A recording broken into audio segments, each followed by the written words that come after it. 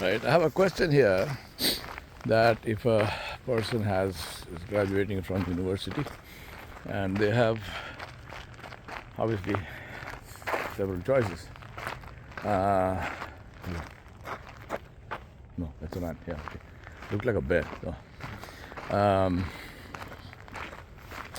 There are several choices of which career to pursue. Now you might say, well, how come they have several choices? Because in the university they didn't go and study several things, they studied one thing.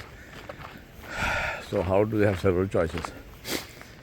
They have several choices because though they studied one thing, they would have been thinking about something else as well and pursuing some study on the side in that discipline, which is one of the good things that students are allowed to do in American universities, is to take side courses and credit courses and stuff. So for example, you can be studying a particular subject, say for example computer science, but you would also be taking courses and studying healthcare, say for example, at the same time. Obviously it's more study load and so on you, but that's the choice you make, alhamdulillah. So now at the end of this term in the university, when you're graduating, you're faced with a couple of choices.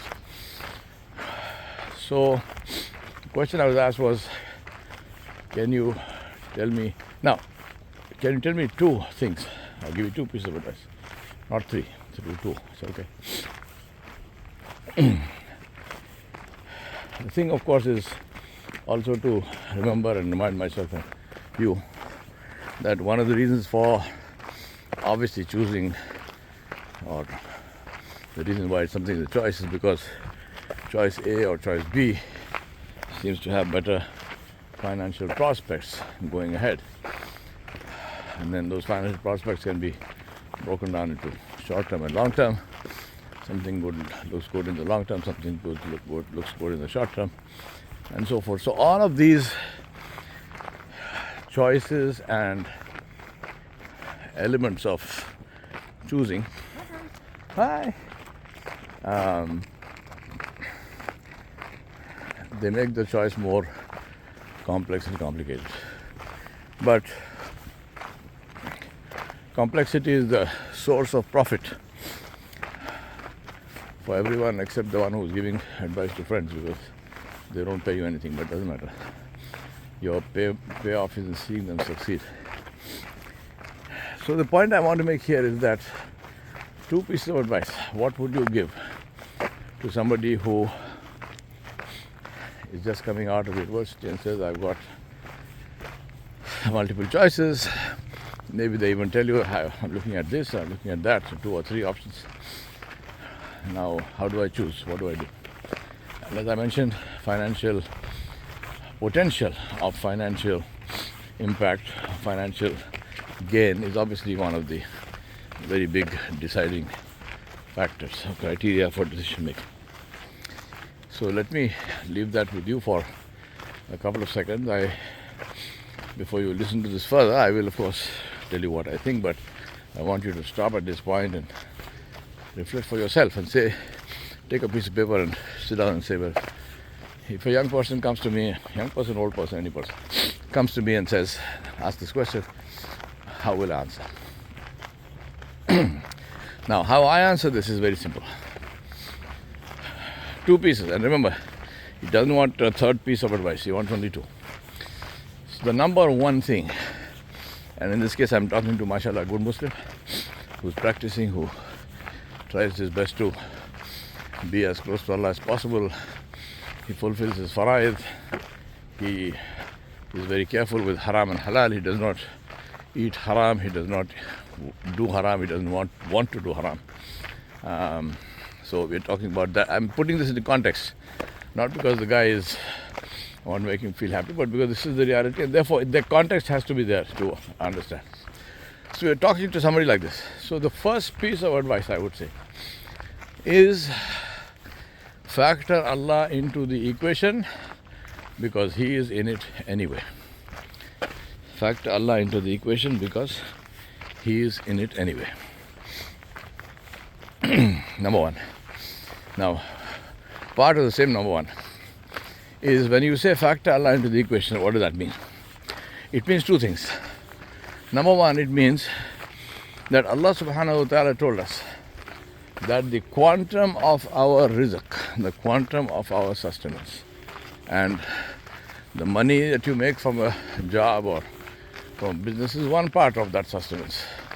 That sustenance also includes your spouse, your children, your every single thing that a human being needs in this life. It includes knowledge, it includes health, wealth, name, fame, everything. And Allah subhanahu wa ta'ala said that He has fixed this. قُلْ إِنَّ رَبِّي يَبْسُطُ الرِّزْقَ لِمَنْ يَشَاءُ وَيَقْدِرُ وَلَكِنَّ أَكْثَرَ النَّاسِ لَا يَعْلَمُونَ. Allah subhanahu wa ta'ala declared, and He said, say to them, O Muhammad sallallahu alaihi wasallam, funny that it is your Rabb, it is Allah, who yabsutu rizqa liman yasha'u wa yaqdir, who expands rizq, the quantum, He increases it or He restricts it, man yasha, as He wishes.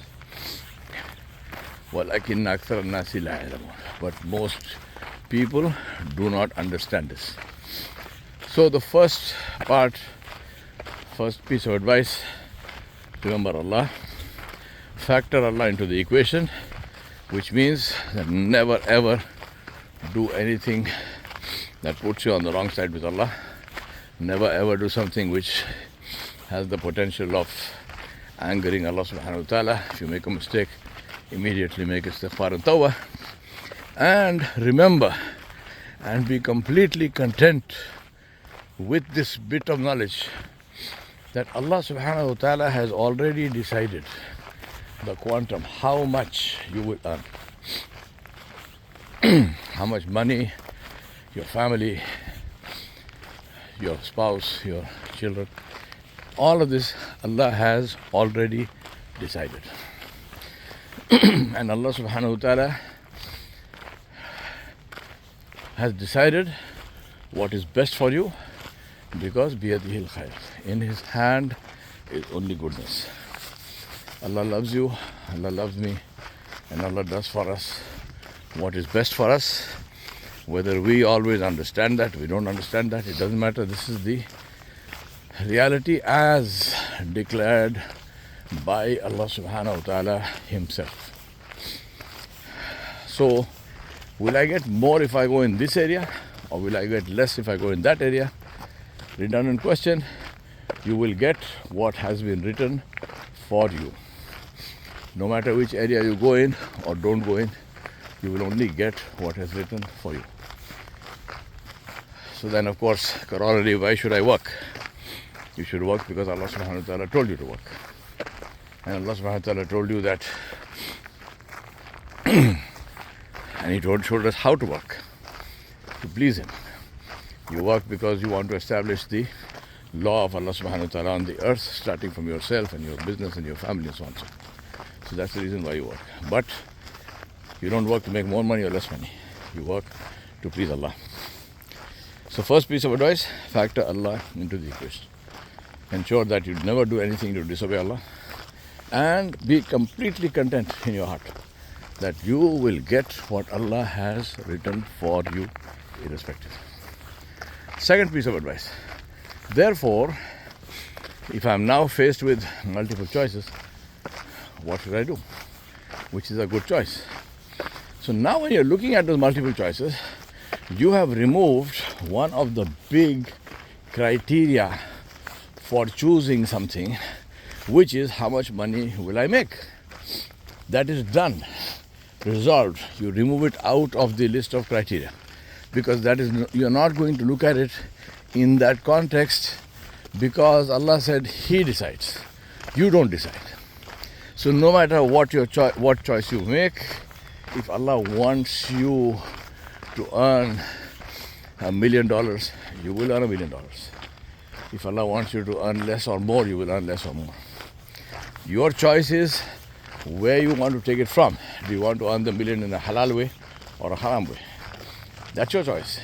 Whether it is to be 1 million or half a million or 10 million is not your choice. So that whole issue of making a career decision based on how much money I can make from this career is out of the equation. It simplifies your decision making. And this is the beauty of Islam. It simplifies decision making. It makes it so easy to decide. So I have now removed the issue of how much. On a side note, let me show you something else. Now look at these. Now these are these little berries, this little fruit, which is produced by these plants, which does not fall in the winter. It stays here all winter long,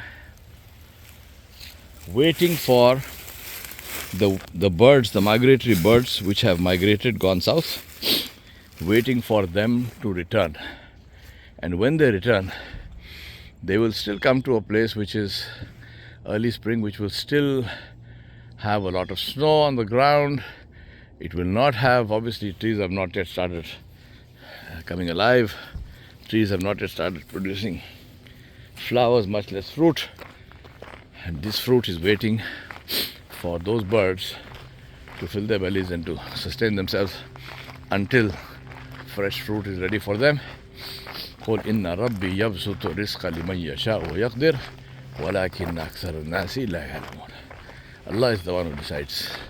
Allah has prepared the food for the bird and keeps it safe here in Massachusetts while the bird is now down in Virginia or gone down to Florida or somewhere else.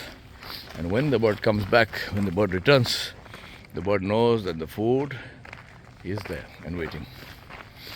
And for those who are here, Allah subhanahu wa ta'ala teaches what to do and how to preserve their food and how to keep them. So we come now therefore to the second part, which is now that the food equation is out of it, what is left? And what is left is, what am I, or let me go a step further. How do I want to be in that work? So if I choose X, Y, or Z, if I choose carpentry, because I'm very interested in carpentry, and now I'm not worrying about how much money can I make out of carpentry, but I love carpentry. The question to ask yourself is, how passionate are you about this choice? How passionate are you about choice 1 or choice 2? Now the key word there is passion. The key word there is not, are you interested in it? Does it sound nice? Does it look like a good thing to do? Right? No, passion. Now passion is something that keeps you awake in the night. You don't have to get up and become passionate. Passion does not let you sleep. Passion is something that drives you. Passion is something where there will be times in your life where you are badly beaten up by life and you are right down in the dumps. You are in depression. You are almost on the point of despair. You don't despair because you are Muslim, alhamdulillah, and there's no despair for Muslims because we believe in Allah, but you can get close to it. You are as close to it as you can get. You are in pain, you are suffering, you are in fear. Passion is the thing which even on those nights will wake you up to stand in tahajjud and to beg Allah for His mercy. Passion is the thing that will then, when the morning comes, will make you get out of your house and go to where you work to chase your dream. No matter how completely stupid it seems, no matter how completely impossible it seems, passion is that which keeps you going. And you need that passion. And there's no example better than the example of Rasulullah sallallahu alaihi wasallam. The man reported that in Mina, after Hajj, it was an extremely hot day, And in that very, very hot day, he said, I saw this man going from tent to tent, going from one tent to the other tent, calling people to Islam. We're talking about passion, going from one tent to the other tent, inviting people, calling people to Islam. And everywhere he was repulsed, everywhere he was denied, everywhere he was rejected. But what happened to him? Nothing. He continued. Did he feel the rejection? Did he feel the denial? Did he feel the pain? Of course. He was human. Of course. But he continued because of this passion. And then he says, in the heat of the day, the worst part of the heat, he sat down in the shade of a rock which was near his tent, his own tent. And his daughter came out of the tent with some water and with a cloth, and she gave him water to drink, and she wetted the cloth and she wiped the face of her beloved father. And she said, my father, what have they done to you? Look at your state. What have they done to you? And he smiles at her and he says, my daughter, remember, a day will come when this message will reach every single dwelling on the face of the earth, whether it is a permanent dwelling or it's a temporary dwelling, whether it's a tent or a castle. This message of Islam will reach every single person on the face of the earth. Don't look at what he said. Look at when he said it. Look at where he said it. He's saying it in a place where, out of respect, of course, you don't laugh at what he says, but you ask yourself, subhanAllah, what is he seeing that I'm not seeing? That would be a good question to ask. What is he seeing that I am not seeing? And that is what passion makes you do. Passion makes you see what others cannot see. So that every minute and second of your life is spent doing something which for you is truly worthwhile. You're not playing someone else's game. You're playing in your own game. And that's what passion does to you. So when you have multiple choices, number one, factor Allah into the equation, and therefore remember that your quantum of risk is fixed by Allah subhanahu wa ta'ala. Your only choice is, do I want to take it from here or here? And that choice is driven by which of these choices do you feel most passionate about? What job or what work will give you true meaning in your life? Not something I'm interested in, sounds nice, good. No. True meaning. What is the work that every morning you can't wait to get up and get out of your house to go and start doing that work? What work is that about which you think and you sometimes maybe you fear, but gives you hope, gives you motivation, makes you feel good? What is the job, what's the work where at the end of your life, when you look back, you feel that you lived a life which was worth living? That is the choice.